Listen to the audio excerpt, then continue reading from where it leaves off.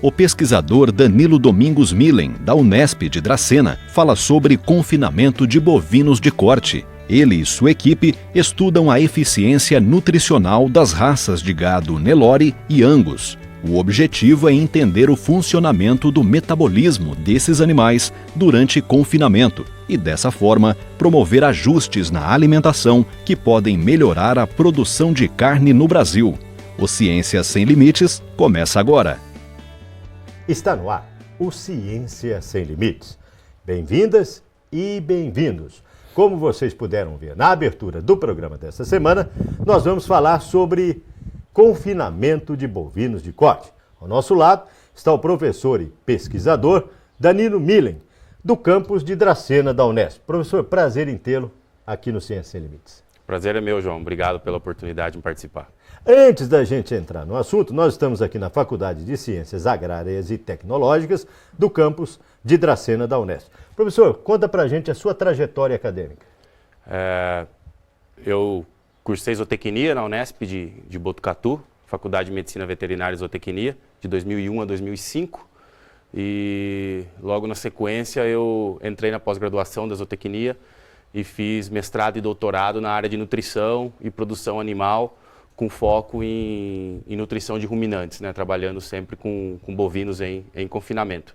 Terminei o doutorado em 2010 e aí entrei aqui em Dracena via concurso como professor substituto na área de nutrição de ruminantes. E então, no mesmo ano de 2010, eu fui efetivado, né, na leva de contratações de 2010 em vários campos, né, e desde então, né, eu entrei como professor assistente, né, fiz lividocência em 2016, né, e hoje sou professor associado. Perfeito. No caso, o senhor também pertence a algum programa de pós-graduação? Eu pertenço ao programa de pós-graduação de Ciência e Tecnologia Animal, que é um programa interunidades, Dracena e Ilha Solteira, e também ao programa de zootecnia da Unesp de Botucatu. Tá, porque aqui também tem um programa que só tem mestrado. Aqui só tem mestrado. Aqui em Dracena na área só mestrado. Na área de ciência e tecnologia animal, né? Ele está dentro da área de zootecnia e recursos pesqueiros, né? Perfeito. Então, na mesma área que está inserido o programa de Botucatu. Bom, agora o Ciência Sem Limites nós vamos falar especificamente, vocês que estão em casa, estão nos vendo, podem estar bastante curiosos, né? Confinamento de bovinos de corte. Por exemplo, existe confinamento para leite ou para recria e cria, engorda. No caso aqui é para abate. Conta pra gente detalhadamente por que esse confinamento. Exato. O confinamento ao pé da letra, ele é um local que você traz os animais para eles ficarem mais juntos, né? Um local que você agrupa os animais, né, num espaço menor, exatamente para facilitar, né, você alimentá-los.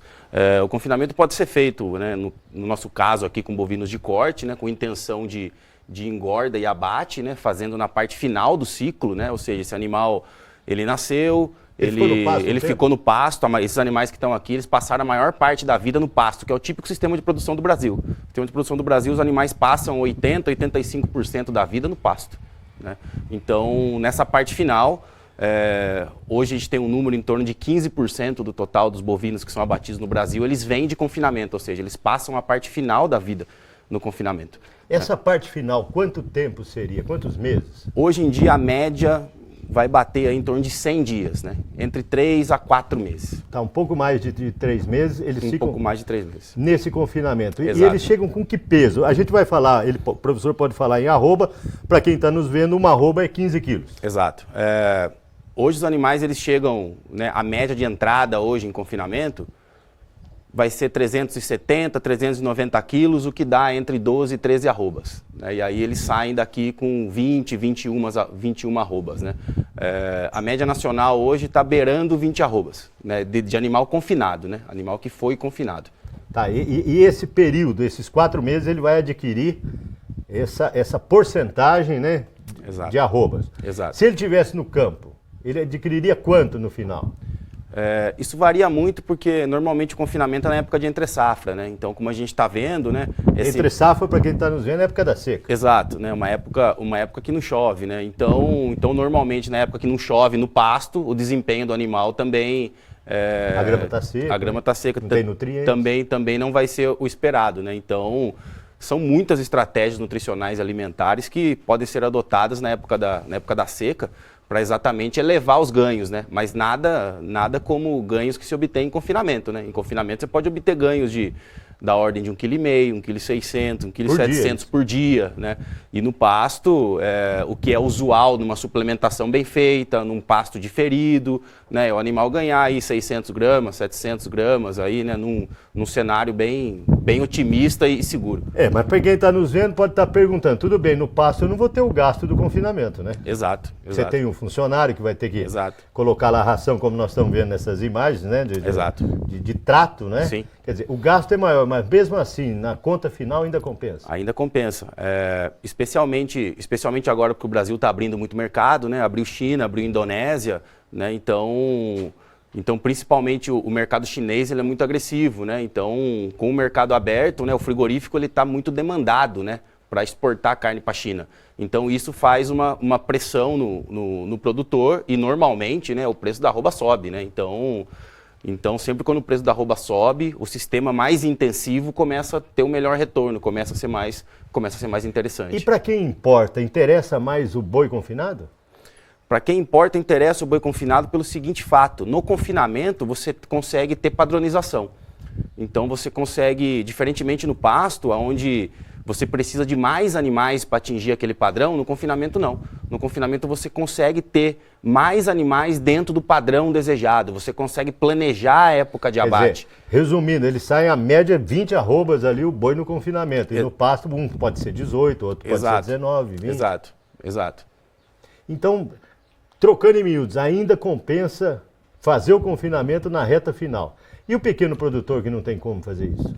O pequeno produtor, ele tem várias opções, na verdade, né, João? Ele tem desde a opção de, no próprio pasto dele, ele pode pegar essas barricas azuis que a gente vê por aí de plástico, aquelas bombons, corta no meio, né, faz um coxo lá, né, estica um coxo lá no próprio piquete, lá no pasto, fecha um cercadinho no canto da cerca, né? E pode comprar ração, por exemplo, e alimentar os bois ali mesmo, que a gente chama de semi-confinamento, né? O boi fica no pasto o dia inteiro, logo de manhã vem um cara lá, o funcionário, ele coloca lá... uma ração balanceada? Uma ração balanceada, né, para esses animais, né? Isso pode ser de 2 a 5 a 6 quilos de ração por cabeça por dia. Eles vão lá de manhã, comem essa ração e depois volta para o pasto, né? Onde a gente chama um sistema... Aí pode ser de 1% do peso vivo ou semi-confinamento, que o pessoal fala. Quer dizer, dá um up também, não? Exato. E o produtor que não tem nem a chance de fazer isso, ele pode também optar por mandar o boi para um boitel, né? Que é um confinamento que presta serviço. O cara presta serviço. Ele paga por dia, ou ele paga por dia, ou ele faz uma parceria em termos de arroba engordada. Então ele fala assim, João, eu vou pegar o seu gado aqui, você não vai me pagar nada, mas uma parte da arroba que ele ganhar aqui é minha. É minha. Perfeito. Né? Vamos falar um pouco sobre os tipos de carne entre as raças e entre confinamento e não confinamento. Mas nós vamos falar isso no próximo bloco, porque nós chegamos no final deste bloco. Para você contactar o pesquisador e o professor Danilo Millen, o e-mail dele está aparecendo aí na sua tela, danilo.millen@unesp.br. Para você conhecer um pouco mais sobre o campus de Dracena, www.dracena.unesp.br. É um breve intervalo e nós voltamos na sequência, um instante só.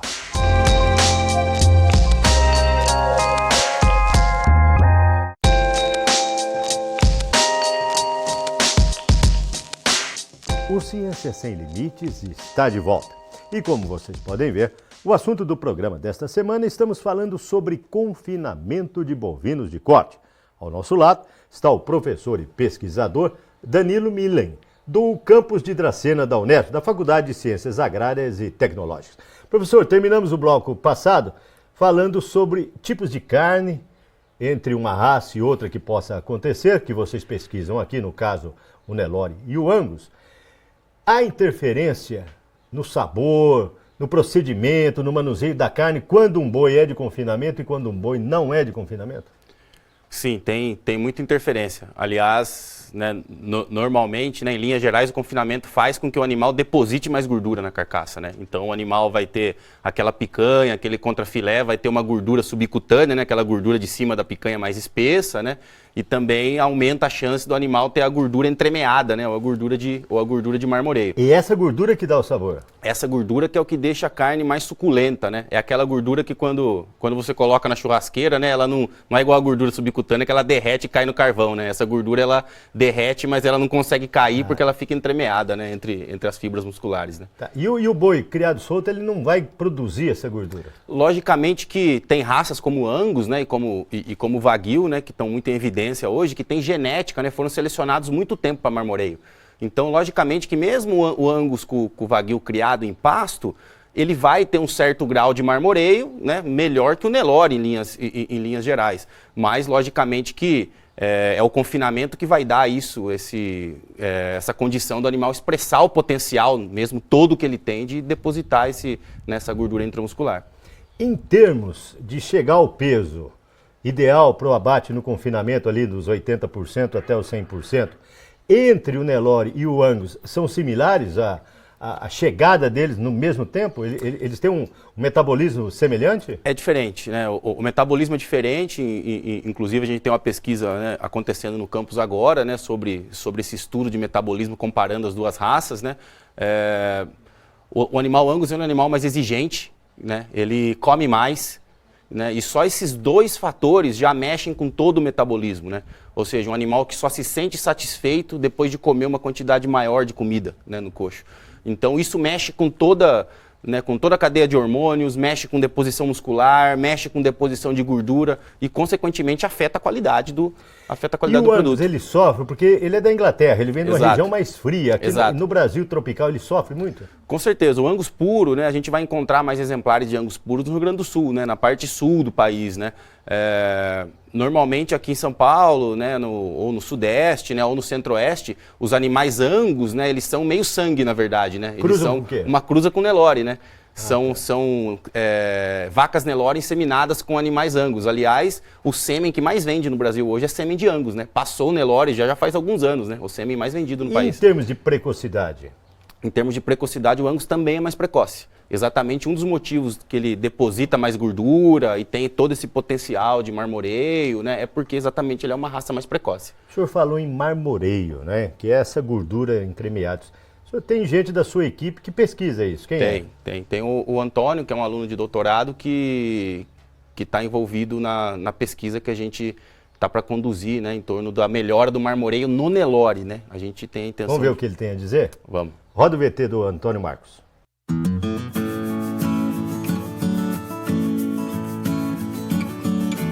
A gente está vinculado no programa, né, de pós-graduação em zootecnia pela Unesp de Botucatu, a FMVZ.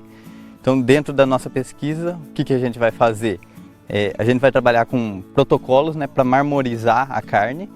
Como no Brasil, a maioria do rebanho, né, grande parte, tem um grau de sangue anelorado ou é Nelore, a gente vai trabalhar dentro da raça Nelore, né, que como já foi discutido, né, dentro da genética a gente tem diferença entre capacidade de marmorizar a carne, né, dentro das raças.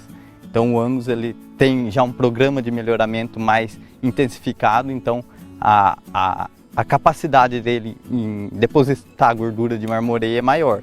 Mas como nas condições do Brasil a gente trabalha com o Nelore, que é uma raça mais adaptada, então a gente vai trabalhar com ele, vai trabalhar alguns protocolos nutricionais, né?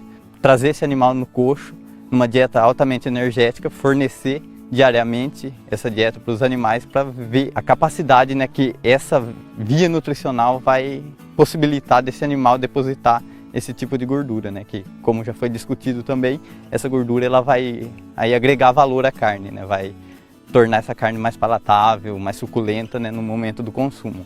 Então, dentro dos substratos para marmorizar essa carne, a gente já sabe que a glicose é o principal componente de enchimento desse adipócito. Então a gente vai trabalhar via nutricional, ingredientes e processamentos, né, dentro dos ingredientes para propiciar a maior produção de glicose, né, por esse animal para tentar encher essas células adiposas.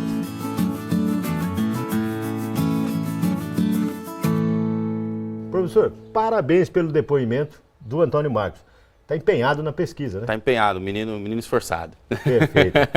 Agora, uma curiosidade, por que o brasileiro, de uns tempos para cá, está tão em evidência? Antigamente, há 20, 30 anos atrás, não se falava tanto em picanha, né? E todo mundo sabia que vinha do Nelore e o preço não era um preço abusivo como hoje. Agora, a picanha veio, tá, e tem preço bom, mas o Angus está com uma popularidade muito grande, até mesmo em termos de preço. Por que isso?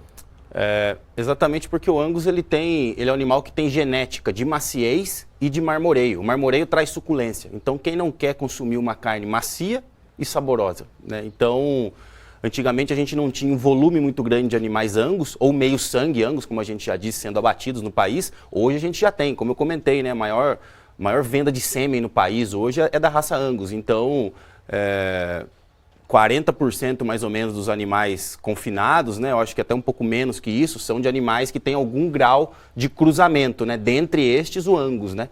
Que são abatidos de confinamento. Então, você junta um animal que tem genética para marmoreio, para trazer suculência, genética de maciez, e ainda alimenta ele no confinamento, que faz com que ele potencialize todos esses, né, todas essas características que são de interesse do consumidor. Então, né, esse tipo de produto fica popular muito rápido. E é bom para o criador, né? Exato. E em termos de carcaça e produção de peças, são semelhantes o Nelore e o Angus? Por exemplo, uma picanha de 1,2 kg, 1,3 kg, entre Angus e Nelores é tudo similar? Contra filé?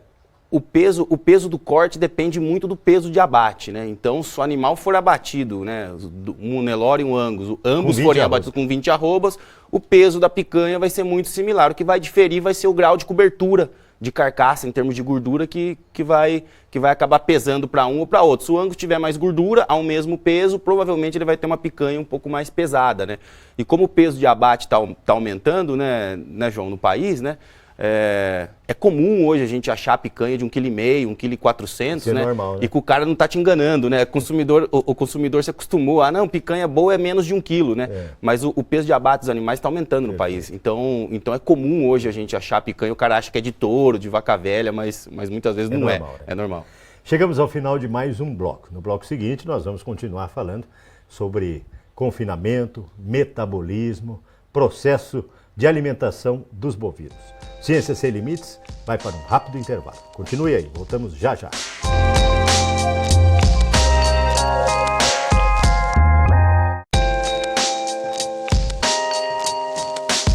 O Ciência Sem Limites está de volta.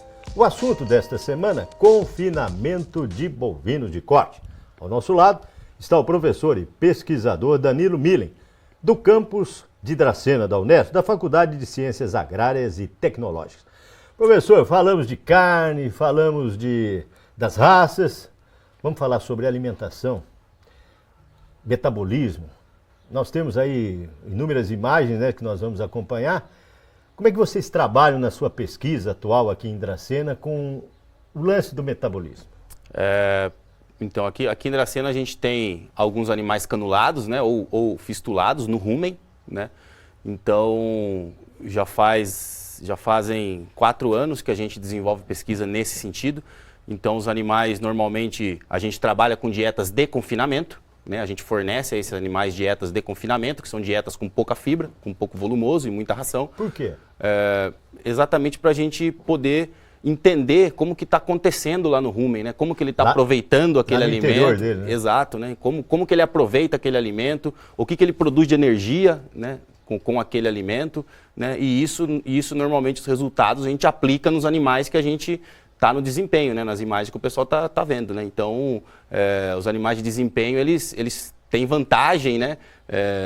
Na recomendação alimentar ou no plano alimentar que a gente faz, porque eles usam os resultados que a gente obteve no experimento de metabolismo. E na tabela nutricional, vocês alteraram alguma coisa em termos de menos fibra, mais cálcio, mais proteína? Fizeram alguma alteração? A nossa equipe de pesquisa não. A nossa equipe de pesquisa ela tem como intuito, na verdade, adaptar e aclimatar os animais ao ambiente do confinamento, porque o animal passa a maior parte da vida no pasto e quando ele vem aqui para o confinamento não é só simplesmente pegar o animal e colocar ele na baia e dar comida no coxo, né? O que tem que ser feito? Ou que seja, procedimento é feito? Ele tem que ser adaptado à comida, né, normalmente, ou seja, ele está comendo 100% de forragem, ele vai comer 85%, 90% de concentrados, tem que fazer isso devagar, né, gradativamente, para ele não ter distúrbio digestivo, que a gente chama de acidose, e as consequências, como laminite, timpanismo, né, e também se adaptar às instalações, né, então o animal vive lá num lote, né, sei lá, de 100 bois, de repente você traz ele para o confinamento, você vai dividir em lote de 50, ou seja, precisa restabelecer a estrutura social do lote, quem é dominante, quem é dominado. Porque senão da briga gera uma confusão danada. Exato, e no começo vai ter boi subindo em cima do outro, até restabelecer a estrutura social da baia, e aí sim o animal ter condição de ir lá e comer essa comida no coxo. Então, também, lógico, o animal que vem para um confinamento, ele viaja um tempo de caminhão, então provavelmente ele estressa, chega com o sistema imune debilitado. Então essa adaptação serve para tudo isso, estabelecer estrutura social, recuperar a água perdida, que ele perde muita água, sistema imune. Qual o período nesse processo todo, quando o animal chega aqui até ele estar amplamente adaptado ao confinamento? Esse foi o tema aí da nossa linha de pesquisa nos últimos 10 anos, né? A gente estudou esse tempo, né, que o animal chega e está totalmente pronto para receber essa dieta de 85, 90 de concentrado, super energética, né? Esse período ele fica em torno de 14 dias, ou seja, 2 semanas. É pouco tempo até. Pouco tempo. Você tem gente que trabalha com metabolismo. Tenho também. Que é a Ana Carolina. Ana Carolina. Vamos ver o que ela tem a dizer sobre a pesquisa? Vamos ver. Roda o VT da Ana Carolina.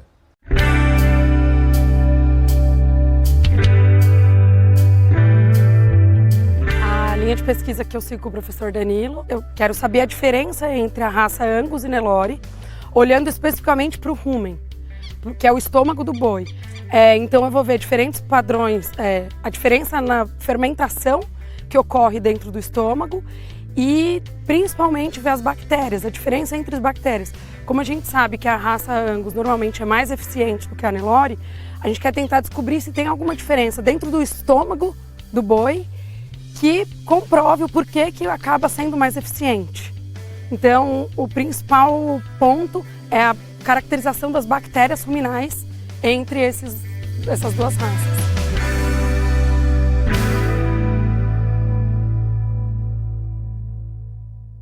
Professor, parabéns pelo depoimento da Ana Carolina, também empenhada no seu grupo de trabalho, né?